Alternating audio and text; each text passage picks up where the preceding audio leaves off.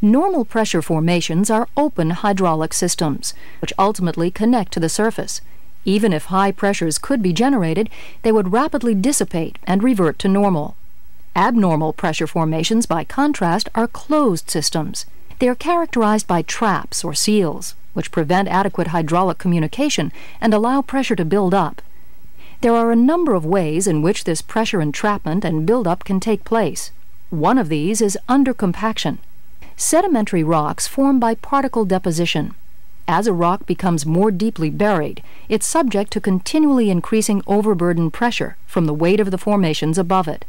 Under normal conditions, this overburden pressure compacts the rock matrix, increasing its strength and enabling it to support the added load.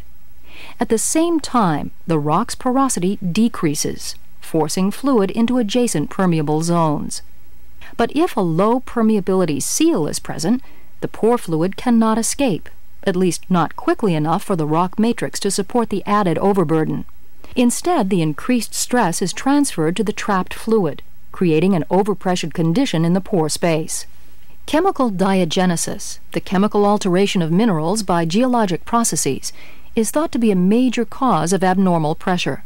For instance, temperature changes during rock burial may cause montmorillonite to change to illite.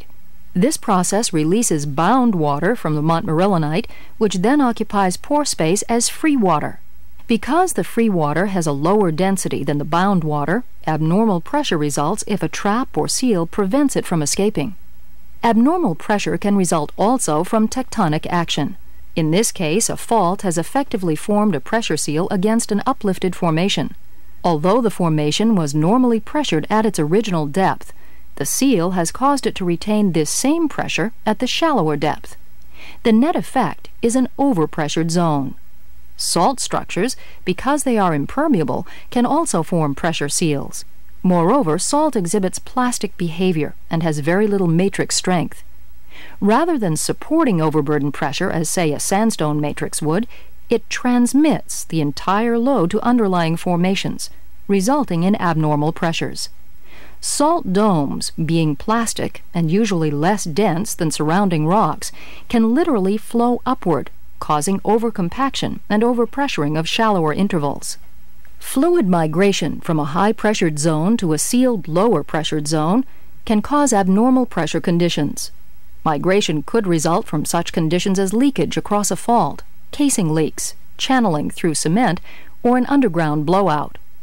Fluid density differences can also cause overpressuring, as shown here for the case of a gas-water contact